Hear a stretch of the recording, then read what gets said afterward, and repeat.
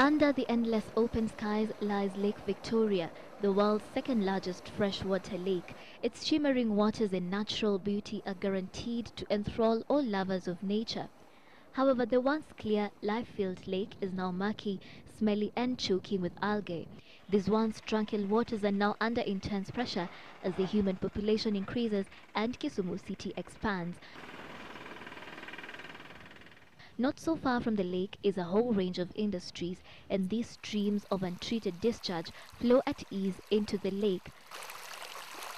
The heavy pollution of the lake has also created a conducive environment for the growth and spread of various weeds such as the hippo grass and now the latest threat, the water hyacinth.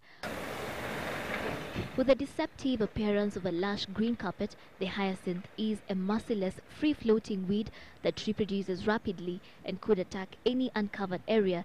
It forms a dense mat on the water's surface, blocking the sun's rays from reaching the organisms below and sucks out oxygen from the water. The depth of the pot area has reduced over the years from 11 meters to barely 3 or so meters now. Unfortunately, previous efforts to eliminate the weed have made little impact. Manual removal of the weed and the use of machines have proved unsuccessful in the past, since the weed grows faster than mechanical clearance can cope with.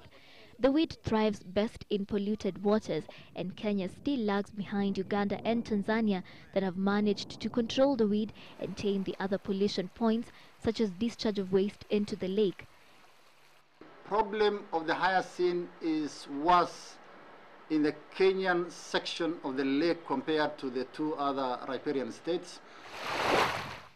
Yet these troubled waters continue to face intense pressure, albeit quietly from yet another source. Over 20 years ago, the Mbita Causeway was erected to help save Mbita residents, many of whom had been swept by the strong currents in the lake between Mbita and Rusinga. Now the causeway is quickly turning from savior to tormentor, a barrier strangling life out of the lake, literally. A part of the lake has been cut off from the main lake after the construction of the causeway. Consequently, the lake is now smelly and full of algae. This has interfered with the flow of water and circulation of oxygen, causing a resultant death of fish species. Sasa nalia kama samaki kapiti, maana watu wa huku nalia.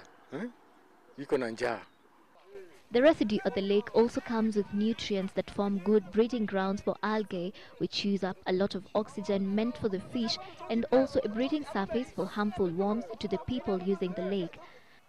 For the birds wading in the muck, there is food, and for the residents living nearby, it is an opportunity for business, lifting passengers and goods over the murky waters from the boats to solid ground for a paltry wage. Environmental experts have called for its partial demolition to allow free movement of water and improve oxygen circulation.